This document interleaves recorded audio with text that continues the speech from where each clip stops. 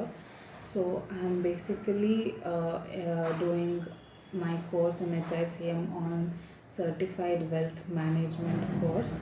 So I'm learning on tax planning, gold, risk profiling, risk management, and how to create models for the clients, and very much versatile on this course.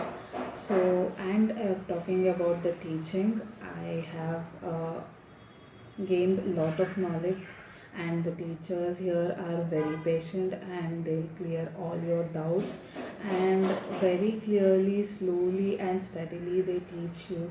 So I'm going back here with lot of knowledge and ideas to grow versatile in this industry. So I suggest people to take up this course, so that one, they get to know a lot which we are not aware in these days.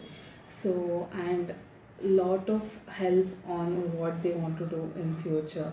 So this course will help a lot on gaining knowledge and for their future.